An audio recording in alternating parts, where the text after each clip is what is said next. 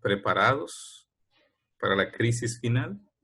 Queremos repasar algunas de las enseñanzas de Jesús y de la importancia de la preparación para poder enfrentar los eventos finales. Lo más importante es que tú y yo necesitamos estar preparados. Necesitamos una preparación porque es de vital importancia para soportar los terribles acontecimientos que caracterizarán los últimos días de la historia de este mundo.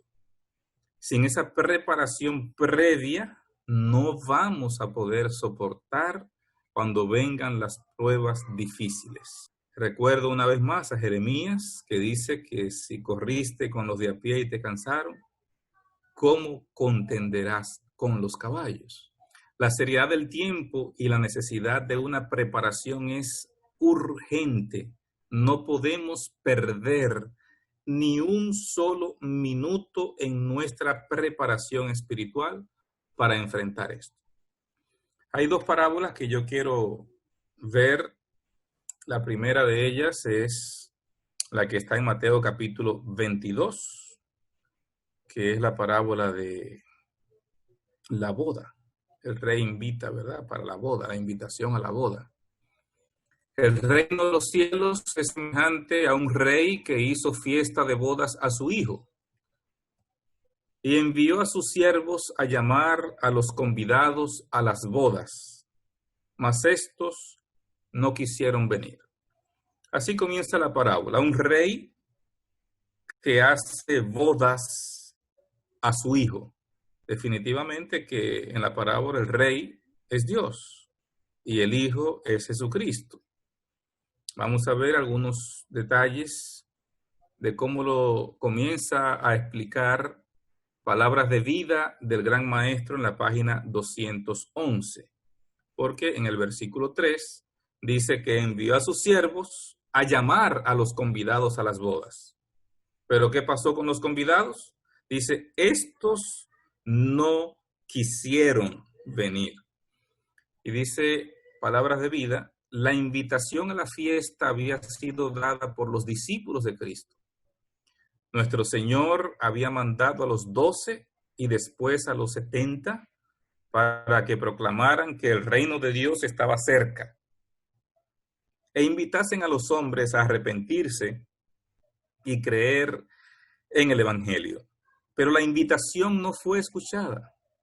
Los que habían sido invitados a la fiesta no vinieron. Así que Jesús está diciendo en esta parábola una profecía, porque se estaba desarrollando en sus días y Jesús está contando el final, está hablando de cómo va a ser hacia el futuro. Así que aunque las parábolas tenían enseñanzas diferentes, pero algunas parábolas podemos ver que fueron profecías.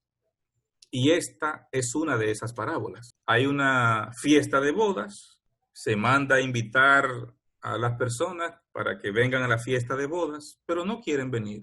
¿Qué significa eso?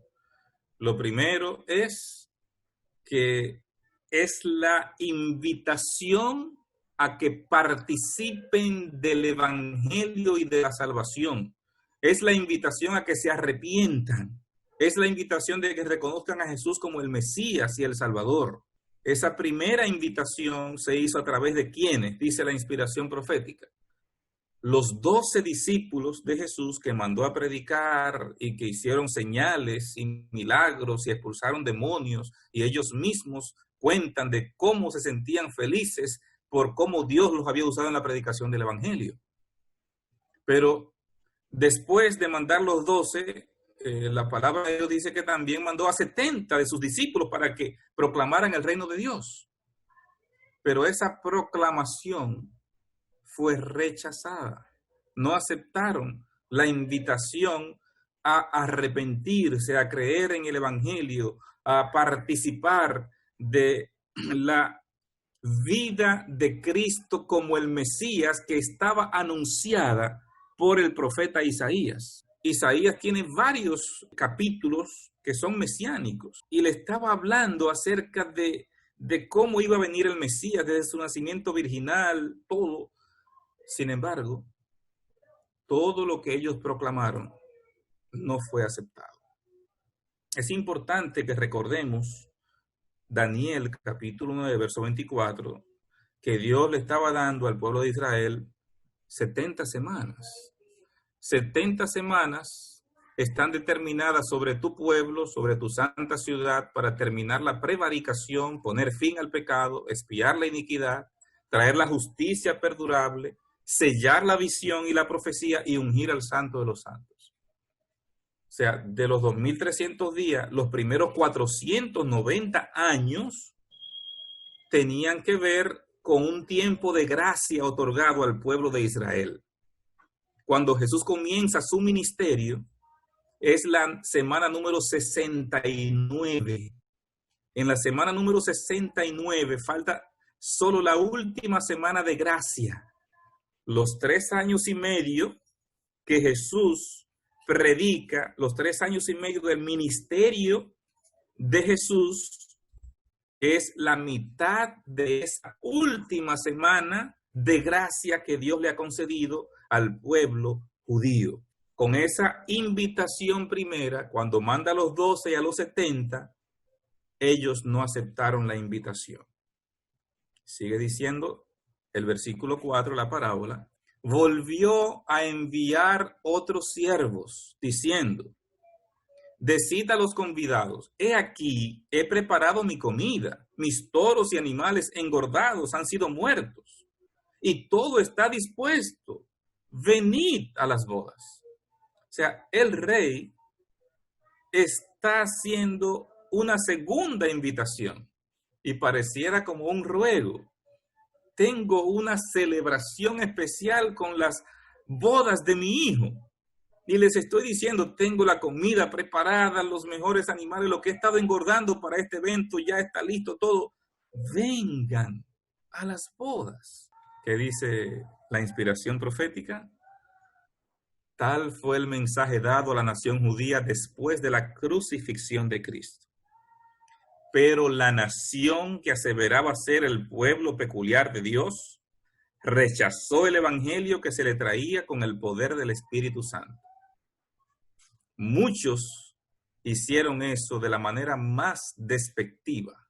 La proclamación después de la crucifixión. ¿Quiénes hicieron eso?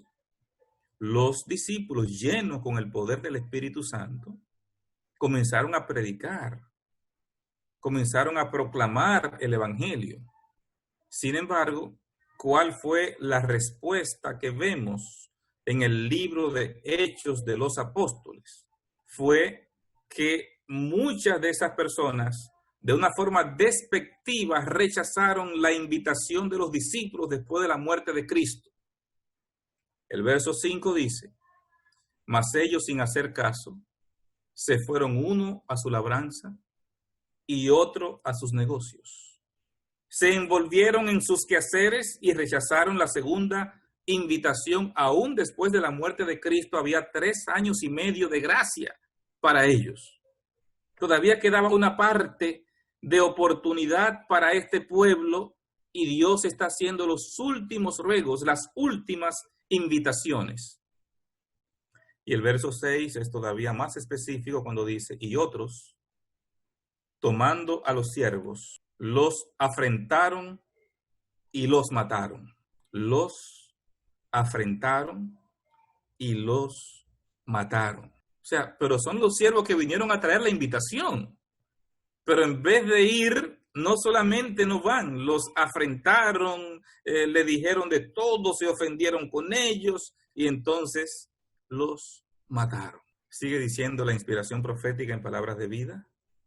Otros se exasperaron tanto por el ofrecimiento de la salvación, por la oferta de perdón, por haber rechazado al Señor de gloria, que se volvieron contra los portadores del mensaje. Hubo una grande persecución. Muchos hombres y mujeres fueron echados en la cárcel y fueron muertos algunos de los mensajeros del Señor, como Esteban y Santiago. ¿Qué hicieron con Esteban? lo apedrearon. Pero antes de que apedrearan a Esteban, usted busca el libro de Hechos, el capítulo 7, y va a encontrar un poderoso sermón que Esteban les predicó. Y en los versos 52, 53 le dice, duros de cerviz e incircuncisos de corazón y de oídos. Eran palabras que el Espíritu Santo estaba usando con poder a Esteban para tratar de que ellos entendieran el camino en que estaban incurriendo. La última invitación que se les hizo después de la crucifixión de Cristo, 3 años y medio han pasado. En vez de aceptar la invitación, afrentan a los siervos y los matan. Apedrean a Esteban. Mataron también a Santiago y a otros discípulos, los azotaron, los metieron en la cárcel, los conminaron a que no hablaran en el nombre de Jesús. Y Pedro decía, pero es que es menester obedecer a Dios antes que a los hombres. Es que no podemos dejar de decir lo que hemos visto y oído. Y seguían predicando, y cuando los golpeaban y los azotaban, ellos se sentían dichosos de haber sido tenidos dignos de sufrir por Cristo. Pero con la muerte de Esteban se selló el tiempo de gracia y de oportunidad para el pueblo judío. Con la muerte de Esteban terminaron las 70 semanas. Ya no más. El versículo 7 dice, al oírlo, el rey se enojó y enviando sus ejércitos, destruyó a aquellos homicidas y quemó su ciudad. El rey está reaccionando por la actitud de estas personas que había invitado a esta celebración de las bodas. Como mataron a los siervos que les estaban rogando que vinieran a participar de esta celebración, entonces el rey toma la actitud de que, bueno, pero ¿cómo es posible que esta gente me respondan así? Me están humillando a mí entonces. Envía sus ejércitos, destruye a aquellos homicidas y quema su ciudad. ¿Qué significa esto? Dice Elena G. de White. Así selló el pueblo judío su rechazamiento de la misericordia de Dios. El resultado fue predicho por Cristo en la parábola. El juicio pronunciado vino sobre los judíos en la destrucción de Jerusalén y la dispersión de la nación. Cuando se cumple ese texto, casi literalmente podemos decirlo, porque si notamos, el versículo dice que destruyó a aquellos homicidas y quemó su ciudad. Estamos hablando de que se selló el tiempo de gracia para la nación. Y entonces Elena G. de White dice que el resultado de eso lo vemos en el año 70. Aunque el tiempo de gracia terminó en el año 34, pero las consecuencias de ese rechazamiento se ven en el año 70, cuando Jerusalén fue destruida hasta no quedar en el templo, como Jesús dijo, piedra sobre piedra. Literalmente dice el conflicto de los siglos, porque es importante entender que los ejércitos que fueron a luchar por el alzamiento que hubo de parte de los judíos, prendieron, le pegaron fuego al templo. Pero había partes en el templo de oro, y el oro fue con el fuego derritiéndose y cayendo hasta los cimientos del templo, y cuando se pasó el fuego, los soldados buscando oro, excavaron hasta los cimientos mismos para sacar el oro, cumpliéndose exactamente lo que Jesús dijo que iba a pasar con ese templo, de no quedar piedra sobre piedra. Así se cumple lo que va avanzando en la parábola. Pero todavía no termina la parábola. El versículo 8 dice, entonces dijo a sus siervos, las bodas a la verdad están preparadas, mas los que fueron convidados no eran dignos. Id pues a las salidas de los caminos y llamad a las bodas a cuantos halléis. Y saliendo los siervos por los caminos, juntaron a todos los que hallaron juntamente, malos y buenos. Y las bodas fueron llenas de convidados.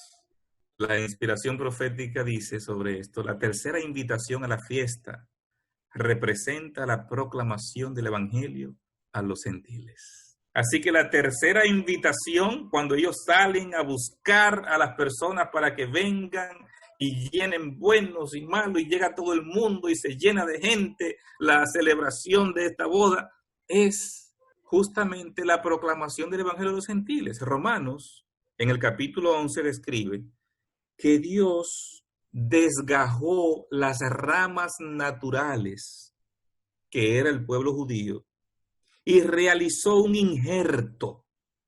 Ese injerto que el Señor realiza son los gentiles. Como este pueblo no quiso, entonces los quito, le corto esas ramas naturales y entonces pongo el injerto. Y ahora los gentiles son ese árbol cuyo tronco es Jesucristo, que ahora va a convertirse en el pueblo de Dios para proclamar el evangelio a todo el mundo. Ya no una nación, porque rechazaron las invitaciones. Se abre ahora para los gentiles y el Señor los injerta para que puedan ser ahora su pueblo especial. Ya no hay judío, ni griego, esclavo, ni libre, varón, ni mujer. Todos somos uno en Cristo Jesús. De ambos pueblos, el Señor ahora ha hecho un solo. Versículo 11, una parte muy importante de la parábola que todavía no termina. Y entró el rey para ver a los convidados, y vio allí a un hombre que no estaba vestido de boda. Para cada uno de los convidados a la fiesta se había provisto un vestido de boda. Este vestido era un regalo del rey. Al usarlo, los convidados mostraban su respeto por el dador de la fiesta. Así que con la invitación iba este regalo para que tú puedas estar a la altura de la celebración que se va a hacer. Y podemos estar seguros de eso por la narrativa. Cuando el rey se acerca a este hombre y le dijo: amigo, ¿cómo entraste aquí sin estar vestido de boda? Mas él enmudeció. No pudo decir nada. No había excusa. No era que, bueno, es que yo soy muy pobre, me invitaron y yo vine con lo que tenía. O sea, yo no tenía las condiciones para estar aquí, me invitaron, yo vine como pude. Esta es la ropa que yo tengo, yo no tengo otra. No podía decir nada, porque a él se le invitó y se le entregó el vestido que debía lucir en esa celebración. Por eso cuando el rey lo conmina y le dice: ¿cómo entraste aquí sin estar vestido de boda? Él enmudeció, no pudo defenderse. Dice Palabras de Vida el gran maestro: pero un hombre estaba aún vestido con sus ropas comunes, había rehusado hacer la preparación requerida por el rey. Desdeñó usar el manto provisto para él a gran costo. De esta manera, insultó a su señor.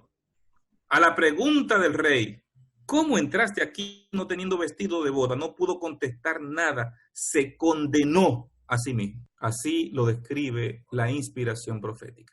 Y explica, para que podamos entender entonces, el vestido de boda de la parábola representa el carácter puro y sin mancha que poseerán los verdaderos seguidores de Cristo. A la iglesia le fue dado que se vista de lino fino, limpio y brillante, que no tuviese mancha, ni arruga, ni cosa semejante. El lino fino, dice la Escritura, son las justificaciones de los santos. Es la justicia de Cristo, sin mancha, que por la fe se imparte a todos los que lo reciben como Salvador personal. Así que el vestido de bodas representa ¿qué? La justicia de Cristo. Ese ropaje que el hombre no tiene y no puede usar, porque todas nuestras justicias, dice Isaías 64, son como trapo de inmundicia en la presencia de Dios. Bajo ninguna circunstancia presentarse como justo delante de Dios. Todo lo que el hombre pueda presentar como justo es inmundo en la presencia divina.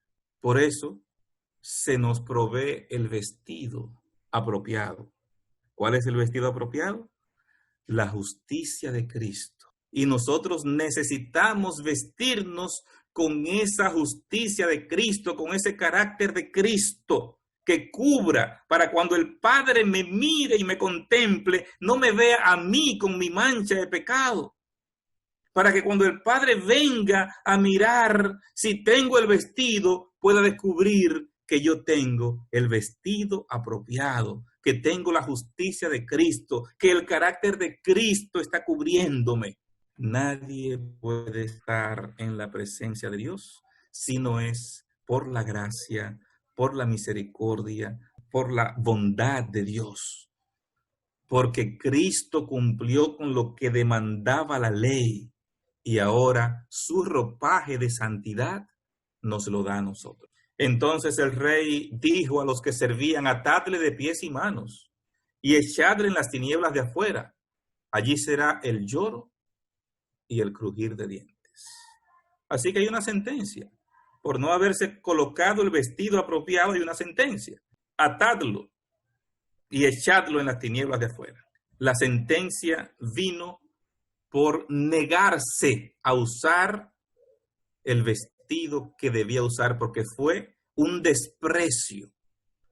Ninguna persona se puede acercar a Dios si no tiene el vestido que Cristo ha provisto. Antes que se dé la recompensa final, debe decidirse quiénes son idóneos para compartir la herencia de los justos. Esta decisión debe hacerse antes de la segunda venida de Cristo en las nubes del cielo, porque cuando Él venga, traerá su galardón consigo para recompensar a cada uno según fuere su obra. Así que es claro lo que está diciendo la inspiración profética en el mismo libro de Palabras de Vida. Esta decisión debe hacerse antes de la segunda venida de Cristo. ¿Cuál decisión? Lo que cada quien merece. Entonces hay una obra de juicio que se va a realizar antes de Cristo venir. El juicio se da en el cielo. Así que nosotros estamos aquí en la tierra y el juicio se da en el cielo. Ya hemos hablado acerca de eso, lo reitera aquí. El rey entró para ver si las personas tenían el vestido apropiado.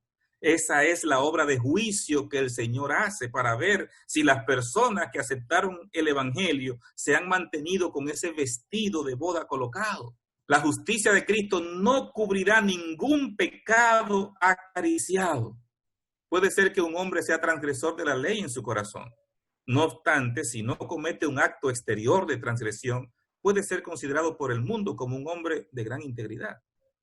Pero la ley de Dios mira los secretos del corazón. Cada acción es juzgada por los motivos que la impulsaron. Únicamente lo que está de acuerdo con los principios de la ley de Dios soporta la prueba del juicio. Eso que subrayo, yo quiero que lo miremos bien, hermanos. Cada acción es juzgada por los motivos que la impulsaron. Usted fue a llevarle una bolsa de comida a esa persona cerca de usted que usted sabe que está en una necesidad, pero se hizo la fotografía, la subió al Facebook y la gente, wow, mira qué bien, esta persona está ayudando. ¿Cuál fue el propósito de usted hacer eso? Exhibir su justicia, exhibir su bondad, que vean que usted es dadivoso. Entonces, cada acción va a ser juzgada no por la acción en sí misma, sino por los motivos que impulsaron esa acción. Eso es lo que está diciendo la palabra de Dios. Porque el hombre mira lo que está delante de sus ojos, pero Jehová mira el corazón. Y Dios va a juzgar no lo que se ve, sino la intención. Hebreos 4:12 dice que la palabra de Dios es viva y eficaz y más cortante que toda espada de dos filos, que penetra aún hasta los tuétanos y discierne aún los pensamientos y las intenciones del corazón. Eso es lo que dice la palabra de Dios. Y así es como Dios va a juzgar todo lo que hagamos. En el conflicto de los siglos, página 424, dice: cuando haya terminado este examen, cuando se haya fallado respecto de los que en todos los siglos han profesado ser discípulos de Cristo, entonces y no antes, habrá terminado el tiempo de gracia y será cerrada la puerta de la misericordia. Cuando se termine de examinar, cuando se haya fallado respecto a lo que en todos los siglos han profesado ser discípulos de Cristo, cuando eso concluya, entonces es que va a terminar el tiempo de gracia. Y Jesús termina la parábola diciendo, porque muchos son llamados y pocos escogidos. Así que el evangelio pasa a los gentiles con el compromiso de que proclamen la verdad y proclamen el evangelio. Pero la historia de la iglesia cristiana nos muestra que realmente la iglesia no cumplió con su rol, porque esa iglesia, tristemente, cuando fue perseguida fue fiel, pero cuando la iglesia dejó de ser perseguida, que empezó a estar con el Estado, entonces la iglesia se corrompe. Empezaron a entrar las falsas enseñanzas. Y entonces ya sabemos qué pasó con esa iglesia, que fue la iglesia que el Señor estableció, cómo esa iglesia tristemente se convierte en lo que no debía ser, y ahora Dios tiene que levantar otra iglesia para que pueda cumplir con lo que esa primera iglesia no cumplió porque se dejó corromper esa iglesia. Quiero que vayamos a Zacarías capítulo 3 y veamos esta visión que se le muestra allí a Zacarías. Me mostró al sumo sacerdote Josué, el cual estaba delante del ángel de Jehová, y Satanás estaba a su mano derecha para acusarle. Y dijo Jehová a Satanás, Jehová te reprenda, oh Satanás. Jehová, que ha escogido a Jerusalén, te reprenda. ¿No es este un tizón arrebatado del incendio? Notamos que en el versículo 1 está hablando de Josué. Si nosotros miramos el libro de Esdras, nos vamos a dar cuenta que hay una persona que era sumo sacerdote que tiene un nombre muy parecido a Josué. Pareciera que en esta visión se está hablando de lo que realmente pudo haber pasado. Se estima que esto fue, aunque fue una visión, fue muy real lo que está presentando aquí. Pero seguimos con la visión. La visión dice que Satanás estaba allí para acusar a este hijo de Dios, a este dirigente, a este líder del pueblo. Estaba ahí para acusarlo. La palabra de Dios llama a Satanás el acusador de los hermanos. Así lo llama la palabra de Dios. Y siempre está allí acusando para que la persona se vea como que no es digno, que no merece. Y ninguno merece, pero Cristo logró una victoria para que nosotros podamos tener el acceso, ¿verdad? Y tengamos la ropa adecuada. Entonces, cuando Jehová ve a Satanás acusando, entonces lo reprende. Dice, este es un tizón arrebatado del incendio. Y Josué estaba vestido de vestiduras viles y estaba delante del ángel. Josué estaba vestido ¿de qué? Vestiduras viles. ¿Qué son las vestiduras viles? Vestiduras de pecado. Vestiduras de justicia propia, o sea, las vestiduras viles. Así estaba vestido Josué en la visión. Y entonces el versículo 4 dice, y habló el ángel y mandó a los que estaban delante de él diciendo, esta expresión, el ángel, en Zacarías capítulo 3, se entiende por el contexto y lo que dice el texto, que se refiere a Jesucristo. A Jesucristo. Vamos a seguir viendo lo que dice el texto. ¿Qué estaba diciendo? Y mandó a los que estaban delante de él diciendo, quitadle esas vestiduras viles. ¿Quién está hablando? El ángel. Quitadle esas vestiduras viles. Y a él le dijo, mira que he quitado de ti tu pecado y te he hecho vestir de ropas de gala. El único que puede quitar pecado es Jesús, es Dios, no es un ser humano, no es un ser creado. Así que el texto, en su explicación interna, en su léxico, nos ayuda a entender de forma clara que es Jesús el que está hablando cuando dice, mira que he quitado de ti tu pecado. He quitado esas vestiduras viles. Quítenle esas vestiduras viles. Y ahora pónganle ropas de gala. Así que ya Josué no va a tener más esas vestiduras por las que estaba siendo acusado. Y después dijo, pongan mitra limpia sobre su cabeza. Y pusieron una mitra limpia. Recuerdan que decía santidad a Jehová. Era el sumo sacerdote. Santidad a Jehová, una mitra limpia. Quitaron las ropas viles. Y le vistieron las ropas. Y el ángel de Jehová estaba en pie. Esta visión que tiene Zacarías habla acerca de la justicia de Cristo. Yo no puedo presentarme con mis ropas tal cual son delante de Dios, porque todo lo que el hombre presente delante de Dios es vil, es inmundo, no es apropiado. Pero Jesucristo me pone las ropas de gala para que yo pueda estar en la presencia de Dios, en la presencia del Padre. Así que la primera preparación que necesitamos es tener el vestido apropiado para ir a la boda. Tener la ropa de gala para estar en la presencia del Padre. Veamos la segunda parábola que quiero compartir esta noche. Es la parábola de las 10 vírgenes. La reflexión de esta parábola es que hay 5 vírgenes prudentes y 5 vírgenes fatuas. Vamos a ver qué significa todo esto. Entonces el reino de los cielos será semejante a 10 vírgenes que tomando sus lámparas salieron a recibir al esposo. Comentando sobre ese versículo, Primeros Escritos, página 55, hace una revelación interesante de algo que pasa en el cielo.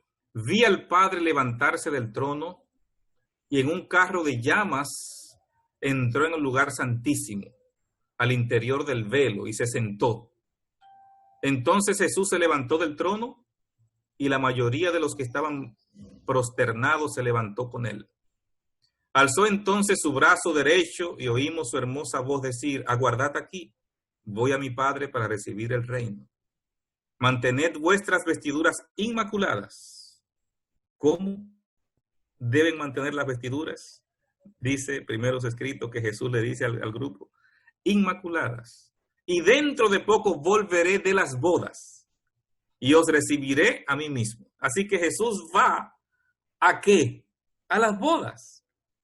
Si nosotros notamos, dice el reino de los cielos es semejante a 10 vírgenes que tomando sus lámparas salieron a recibir al esposo. Porque el esposo, ¿a dónde fue? A las bodas. Así lo describe Primeros Escritos, página 55. Y eso iba a ser en el cielo. Esa celebración iba a ser en el cielo. El conflicto de los siglos, en el capítulo 25, titulado Cristo nuestro abogado. En algunas versiones, la tapa dura es la página 476. Dice, la venida de Cristo como nuestro sumo sacerdote al lugar santísimo para la purificación del santuario, de la que se habla en Daniel 8:14. La venida del Hijo del Hombre al lugar donde esté el anciano de días, tal como está presentada en Daniel 7:13, y la venida del Señor a su templo, predicha por Malaquías, son descripciones del mismo acontecimiento, representado también por la venida del esposo a las bodas, descrita por Cristo en la parábola de las 10 vírgenes. Así que cuando viene el esposo a las bodas, es Cristo entrando del lugar santo al lugar santísimo. Está diciendo Elena G. de White en El conflicto de los siglos. Quizás muchas personas han visto la explicación de esta parábola que aparece en Palabras de Vida del Gran Maestro. El último capítulo del libro Palabras de Vida del Gran Maestro, ella hace una segunda aplicación de las 10 vírgenes al tiempo futuro y la preparación que debemos tener para estar listos para el encuentro con Cristo y tener la presencia del Espíritu de Dios en ese tiempo final. La aplica así en Palabras de Vida del Gran Maestro, pero aquí, en El conflicto de los siglos, hace una primera aplicación de esta parábola. La segunda aplicación es la de Palabras de Vida. La primera aplicación que ella hace es que se refiere cuando Cristo viene el esposo a las bodas, en esta parábola, como dice textualmente, en la parábola de las 10 vírgenes de Mateo 25, Eso es cuando Cristo viene como sumo sacerdote al lugar santísimo. Seguimos leyendo la parábola. 5 de ellas eran prudentes y 5 insensatas. El mismo libro, Conflicto de los Siglos, son las citas que vienen a continuación. En el verano y otoño de 1844 fue hecha esta proclamación. Aquí viene el esposo. Se conocieron las dos clases de personas representadas por las vírgenes prudentes y falsas. Las insensatas, tomando sus lámparas, no tomaron consigo aceite. Así que 5 insensatas llevan sus lámparas, pero no tienen aceite adicional.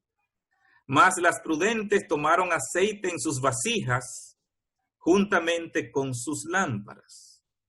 Y tardándose el esposo, cabecearon todas y se durmieron. Y a la media oyó un clamor: aquí viene el esposo, salid a recibirle. La venida del esposo, presentada aquí, se verifica antes de la boda.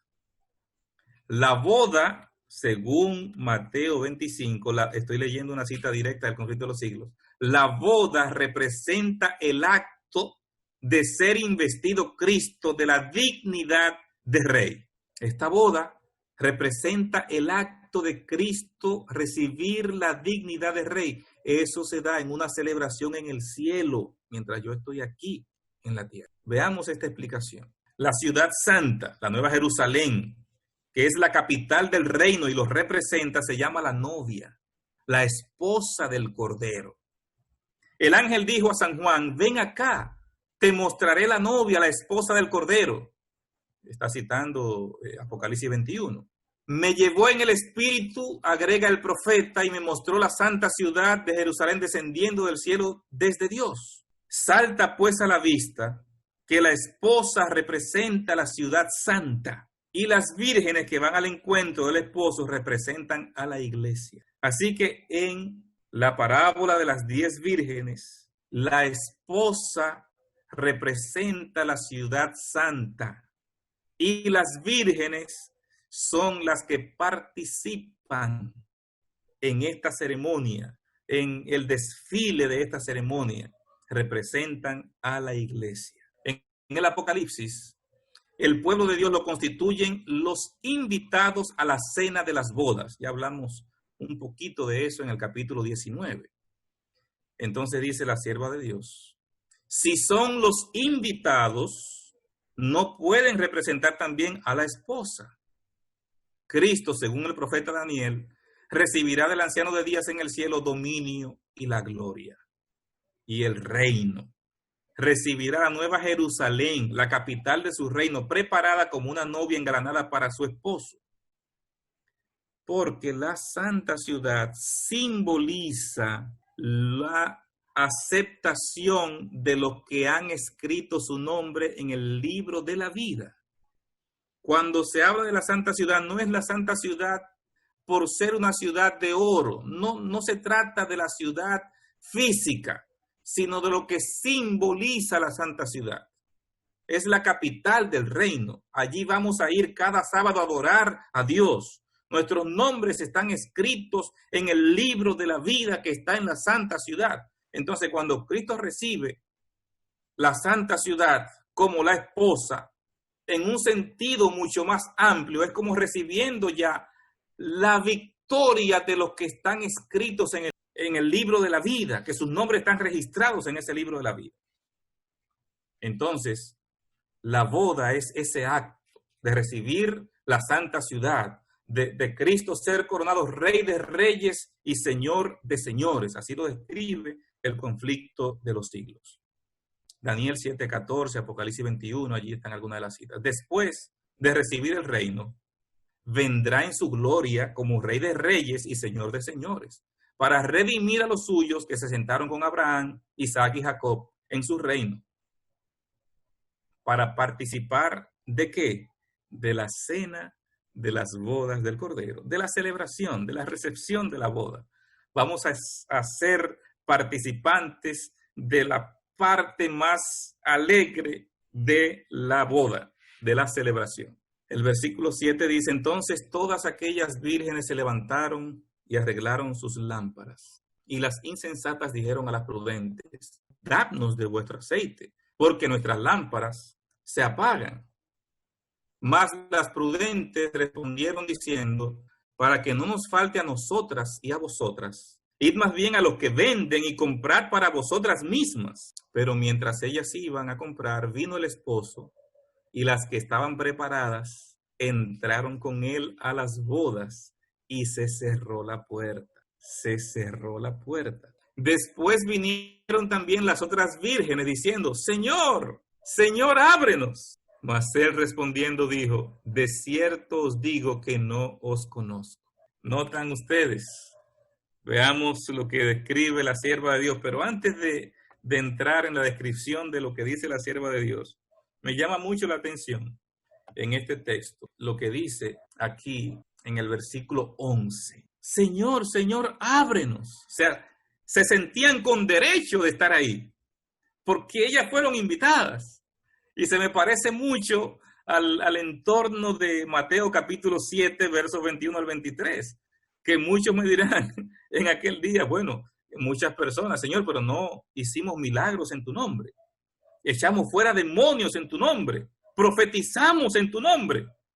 Se sienten con derecho porque hablaron en el nombre del Señor, fueron invitadas, sí, pero no tenían el aceite, no tenían la preparación y por eso quedaron fuera. Cuando esos vengan donde Jesús, Señor, hicimos milagros, ¿qué le va a decir él? No os conozco, apartaos de mí, obradores de maldad. No es solo hablar en el nombre del Señor, es estar con la preparación adecuada, con la preparación adecuada. Veamos el comentario del Ellen G. White en El conflicto de los siglos, todo esto, capítulo 25. La proclamación, he aquí viene el esposo en el verano de 1844, indujo a miles de personas a esperar el advenimiento inmediato del Señor. ¿Cuándo se dio el clamor de medianoche? En el verano de 1844. En el tiempo señalado, vino el esposo, pero no a la tierra como el pueblo lo esperaba, sino hasta donde estaba el anciano de días en el cielo, a las bodas, es decir, a recibir su reino. Cristo llega en el momento adecuado, en 1844, a recibir su reino. Las que estaban preparadas entraron con él a las bodas y fue cerrada la puerta. No iban a asistir en persona a las bodas, ya que estas, las bodas, se verifican en el cielo mientras que ellas, las vírgenes, están en la tierra. Los discípulos de Cristo han de esperar a su Señor cuando haya de volver de las bodas. O sea, es muy claro cómo lo describe Ellen G. White en El conflicto de los siglos. La boda es el acto de Cristo recibir la dignidad de Rey de Reyes y Señor de Señores, y eso fue en el año 1844. En el versículo 13 se hace entonces un llamado en esta parábola. Velad pues, porque no sabéis el día ni la hora en que el Hijo del Hombre ha de venir. Velad. ¿Qué es velar? Estar alerta, estar atentos, a percibirse, estar preparados. El que entró a la boda que el rey mandó a invitar no tenía la preparación, aunque se le dio el vestido, no se lo quiso poner. No tenía excusa, no se preparó y lo tiraron a las tinieblas de fuera. Estas 5 vírgenes fatuas no tenían la preparación adecuada para la tardanza del esposo. Y la tardanza dejó ver quiénes eran. Por eso dije en días pasados, si Jesús hubiese llegado temprano, las bodas hubiesen sido temprano, entonces no se distingue quiénes eran fatuas y quiénes eran prudentes. Si Cristo viene en 1844, no se hubiese sabido quién era fatuo y quién era prudente. La inspiración profética dice que las vírgenes fatuas fueron aquellos que tenían aceite en sus lámparas solamente hasta el 22 de octubre de 1844. Y cuando Cristo no vino, se volvieron atrás. Abandonaron su fe y su confianza en Dios. Juzgaron a aquellos que los invitaron. Solo tenían aceite suficiente para el 22 de octubre. Al no venir Cristo en esa fecha, se desmoronó su fe. Pero hubo un grupo de personas que, aunque Cristo no vino en esa fecha, tenían aceite suficiente en sus lámparas y clamaron a Dios y rogaron y le preguntaron al Padre: ¿qué pasa, Señor? Dinos, ¿qué es lo que sucede? ¿Qué fue? ¿Dónde erramos? ¿Cuál fue nuestro error? Y entonces el Señor le mostró que no era que Cristo venía a la tierra, era que Cristo pasaba del lugar santo al lugar santísimo. Esas personas que se quedaron orando y clamando a Dios representan las 5 vírgenes prudentes. Y con esas 5 vírgenes prudentes, entonces el Señor fundó la iglesia remanente, la iglesia que habría de proclamar el mensaje de los 3 ángeles. Ellen G. White, en Juicio de los Testimonios, tomo 2, dice: hermanos míos, comprendéis que vuestra propia salvación también, como también el destino de otras almas, depende de los preparativos que hagáis para la prueba que nos espera. ¿Tenéis el celo intenso, la piedad y devoción que os capacitarán para subsistir cuando hayáis de hacer frente a la oposición? Esta pregunta es profunda. O sea, ¿comprendéis que vuestra propia salvación, como también el destino de otros, depende de los preparativos que hagáis? ¿Cómo te estás preparando para la prueba que nos espera? O sea, si no estás bien preparado, puedes flaquear tú y también a otros que están cerca de ti. El tiempo es corto para perderlo enredado en las cosas de este mundo. Necesitamos desarrollar una fe que sea capaz de soportar el hambre, el cansancio y la demora. Yo quiero que leamos esta cita. Los tiempos de apuro y angustia que nos esperan requieren una fe capaz de soportar el cansancio, la demora y el hambre. Una fe que no desmaye a pesar de las pruebas más duras. Las 5 vírgenes fatuas no soportaron la demora. La demora demostró que no tenían el aceite suficiente, que no tenían la unción del Espíritu Santo suficiente. Pero hay personas que su prueba puede ser el hambre o el cansancio. Pero la fe nuestra tiene que levantarse por encima de esto. Tenemos que acercarnos y fortalecernos más en el Señor, como dice Pablo. Por lo demás, hermanos míos, fortaleceos en el Señor y en el poder de su fuerza. Vestíos de toda la armadura de Dios para que podáis estar firmes contra las acechanzas del diablo. Porque no tenemos lucha contra sangre y carne, sino contra principados, potestades, gobernadores de las tinieblas de este siglo, contra huestes espirituales de maldad en las regiones celestes. Por lo tanto, tomad toda la armadura de Dios para que podáis resistir en el día malo y, habiendo acabado todo, estar firmes. Quiero presentarles 5 factores que van a intervenir en nuestra preparación y que debemos ponerle mucha atención a estos 5 factores. El número 1, el estudio de la palabra de Dios. Efesios 6:17 dice: y tomad el yelmo de la salvación y la espada del Espíritu, que es la palabra de Dios. Dentro de esa armadura necesitamos un arma de poder hacer ofensiva, y esa arma es la espada del Espíritu, que es la palabra de Dios. En 2 Timoteo 2:15, procura con diligencia presentarte a Dios aprobado, como obrero que no tiene de qué avergonzarse, que traza bien la palabra de Dios, la palabra de verdad, que la traza bien, que la interpreta bien, que la usa bien, que la entiende bien, que la proclama bien. Esa palabra de verdad, porque la ha estudiado con profundidad, como los bereanos, dice el apóstol, y fueron estos más nobles que los que estaban en Tesalónica, pues recibieron la palabra con toda solicitud, escudriñando cada día las escrituras para ver si esas cosas eran así. Los de Berea, Pablo dice, eran más nobles que los de Tesalónica, porque estos escudriñaban la palabra de Dios. Ellos querían confirmar si lo que yo decía era como estaba en las escrituras, no porque lo dijera yo. Y dice Pablo, es más, viene un ángel del cielo con un evangelio diferente y ustedes no pueden dejarse confundir. ¿Por qué tantas personas con cualquier viento de doctrina se dejan confundir? No, si nosotros trazamos bien la palabra, escudriñamos bien la palabra, podremos estar en pie. Conflicto de los siglos XVI y XVI, los que quieran permanecer firmes en estos tiempos de peligro, deben comprender por sí mismos el testimonio de las Escrituras. Comprender por sí mismos. Hay que escudriñar personalmente.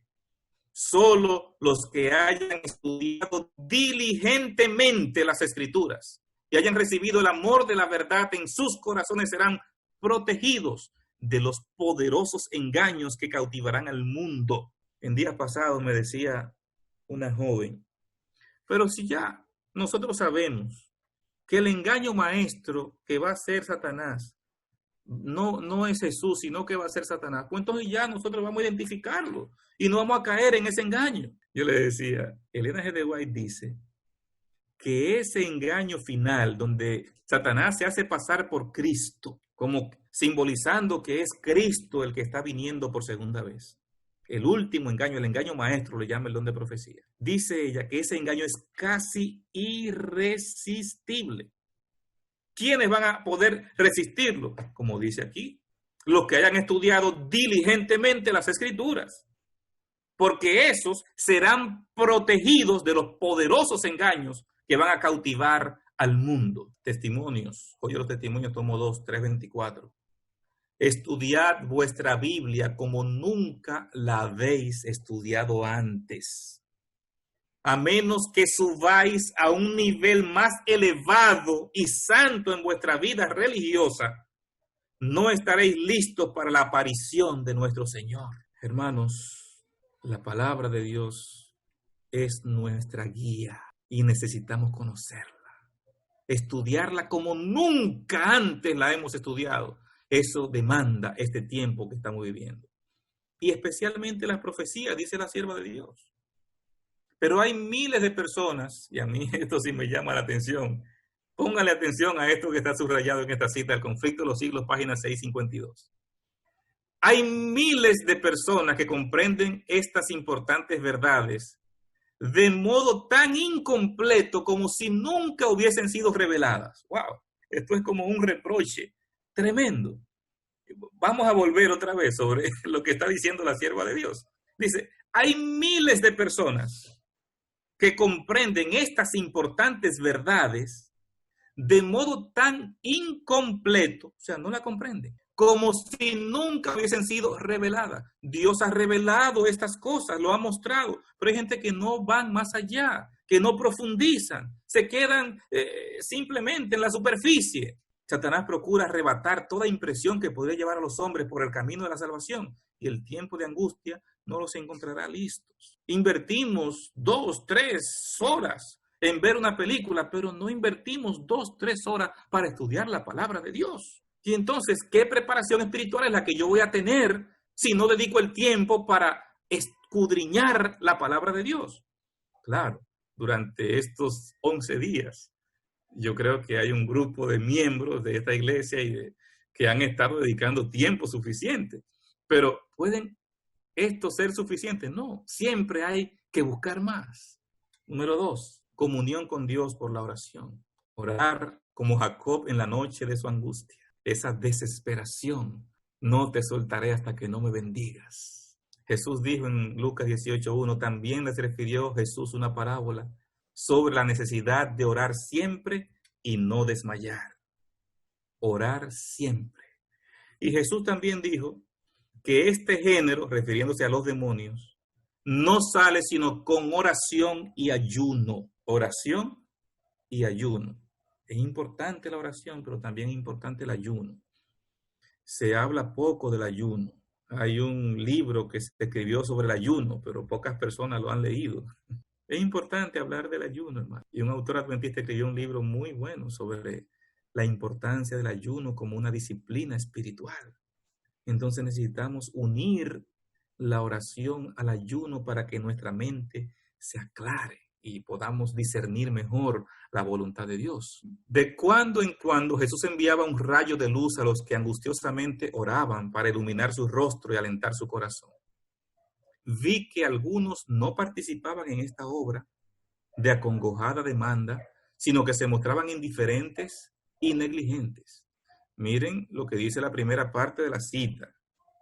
Dios enviaba rayos de luz a los que angustiosamente oraban, orando con fervor, angustiosamente como Jacob. Entonces dice que algunos se quedaban indiferentes y negligentes. Y la última parte de la cita dice, nada hicieron sus ángeles por quienes no procuraban ayudarse a sí mismos y los perdí de vista. O sea, estas personas se perdieron. ¿Por qué? Porque los ángeles vienen en nuestro auxilio, pero yo tengo que hacer la parte que Dios ha dejado para que yo realice. ¿Cuál es la parte que Dios ha dejado? La oración. Los ángeles vienen en auxilio del que está angustiosamente orando. Pero si yo no hago la parte mía, el ángel no va a poder hacer la parte suya. Número 3. Arrepentimiento y confesión de los pecados. Que no se ponga el sol sin una confesión. Así debiera ser diariamente. Joel 2:12, por eso pues ahora dice Jehová, convertíos a mí con todo vuestro corazón, con ayuno, lloro y lamento. Convertíos. Rasgad vuestro corazón, no vuestros vestidos, y convertíos a Jehová vuestro Dios, porque misericordioso es y clemente, tardo para la ira y grande en misericordia, y que se duele del castigo. Ese es mi misericordioso, clemente, tardo para la ira, grande en misericordia. Ese es mi Dios. Yo tengo que buscarlo, rasgar mi corazón, convertirme a ese Dios. Número 4, entregarnos completamente a Dios. Cuando el alma se entrega a Cristo, un nuevo poder se posesiona del nuevo corazón.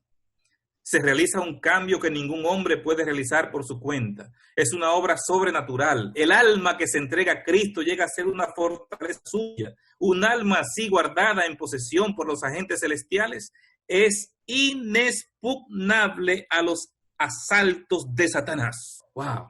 Cuando el alma se entrega a Cristo, entonces es guardada en posesión por los agentes celestiales.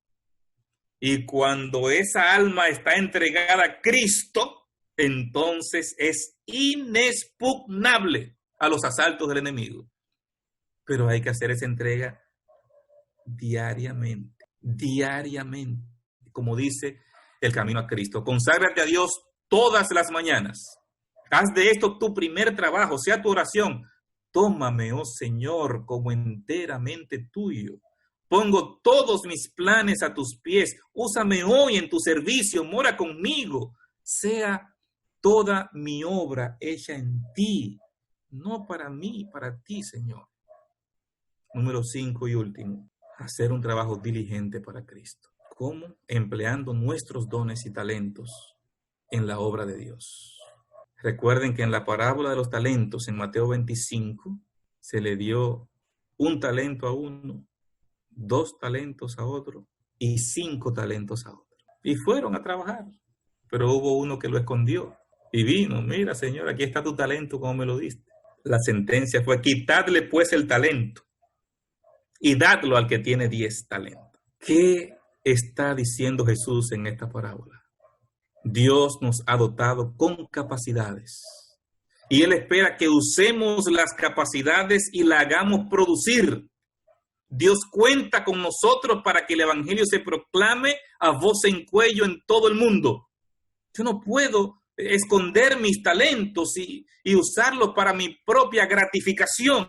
No, Dios quiere que use mis talentos para que otros también sean alcanzados con la verdad. Quiero cerrar con estos versículos, 3 versículos. Segunda de Pedro 3:14. Por lo cual, oh amados, estando en espera de estas cosas, procurad con diligencia ser hallados por Él sin mancha e irreprensibles en paz. ¿Cómo debiéramos ser hallados? Sin mancha e irreprensibles en paz. Puesto que todas estas cosas han de ser deshechas, ¿cómo no debéis vosotros andar en santa y piadosa manera de vivir? ¿Cómo debemos andar? Dice el apóstol Pedro. Santa y piadosa manera de vivir. Y la lectura bíblica que utilizamos, 1 Tesalonicenses 5:23, dice: y el mismo Dios de paz os santifique por completo, y todo vuestro ser, espíritu, alma y cuerpo sea guardado irreprensible para la venida de nuestro Señor Jesucristo. Dios quiere que todo nuestro ser esté santificado. Nuestro espíritu, alma y cuerpo sea irreprensible. No por vestimenta mía propia, no por vestimentas viles, sino por las vestimentas de gala, por la justicia de Cristo, por el carácter de Cristo cubriendo mi vida. Que cuando el Padre me mira, no ve mi vileza, sino que ve el carácter de Cristo arropando mi vida. Vivamos en santidad, porque sin santidad nadie verá al Señor. Que el Señor te bendiga. Pero igualmente quisiéramos en esta noche abrir los micrófonos, también el chat, para que aquellos que quisieran hacer alguna pregunta, alguna interrogante, alguna duda, pues tengan ahora la oportunidad. Así que el chat está abierto, los micrófonos por igual. Sí, mi pregunta realmente es sobre los eventos que se describieron ayer. El evento número 11, que hablaba sobre que Jesucristo iba a bajar, pero no se iba a posar en la tierra, sino que se iba a quedar en el cielo, y que explicaba que toda la tierra iba a girar para ser posible que todo ojo le verá. Dada esa descripción, quiere decir que el evento de la segunda venida no es un evento de un solo día, sino que por la descripción se puede intuir que va a tardar alrededor de 24 horas o más, tomando en cuenta esa rotación de la Tierra que se mencionaba. ¿Hay algún estudio, algún verso que sustente esta teoría? 1 Tesalonicenses capítulo 4 dice que el Señor va a quedar en el aire, o sea que no va a pisar tierra, y nosotros vamos a ir al encuentro con el Señor en el aire. 1 Tesalonicenses capítulo 4. Entonces, si va a quedar en el aire, es justamente con un propósito, con un objetivo. Ahora, si nosotros notamos las cosas que van a pasar cuando Cristo venga y que la tierra se va a dislocar, leímos la cita donde dice los terremotos que habrá, los ríos dejarán de correr, todo ese tipo de cosas. ¿Qué indica? Pareciera que la tierra va a girar más rápido sobre su eje y va a provocar esos cataclismos que menciona. Dice que ve señales en el sol, la luna, o sea, las estrellas, todo lo que rodea la tierra se va a ver diferente en ese momento. ¿Por qué? Porque pareciera indicar que esa rotación no va a ser la rotación normal, sino que se va a acelerar. Y ese aceleramiento podría producir todos esos terremotos y esas inundaciones que habrá y esos ríos que dejan de correr. Eso es lo que pareciera indicar. Pero son deducciones que sacamos de las cosas que van a pasar en el momento cuando Cristo venga y de lo que dice el texto de que va a quedar en el aire y vamos a ir al encuentro con el Señor en el aire. Hablemos con el Señor. Bondadoso Padre, muchas gracias porque las cosas que se escribieron antes para nuestra enseñanza se escribieron. Y durante estos 11 días hemos estado dedicando tiempo para conocer lo que tú has revelado. Señor, que este tiempo dedicado haya sido para nuestra edificación espiritual. Que estos temas tratados nos ayuden a estar mejor preparados para el pronto encuentro contigo. Podremos estar de pie en los embates finales, soportar el cansancio, la demora, el hambre, soportar las tribulaciones, la persecución, solo si estamos en una íntima y especial comunión contigo, escudriñando con profundidad tu palabra, preparándonos, pero también preparando a otros para el encuentro contigo. Inspíranos, Padre, a poder tener esa preparación diaria, que cada día podamos consagrarnos a ti, reentregarnos, que cada día podamos convertirnos y arrepentirnos, que cada día podamos vivir a la altura del ideal que tú tienes para nuestras vidas. Perdona, Señor, nuestros yerros del pasado. Purifica nuestra alma y permítenos ser lo que tú quieres que seamos. En el nombre de Jesús. Amén. Amén.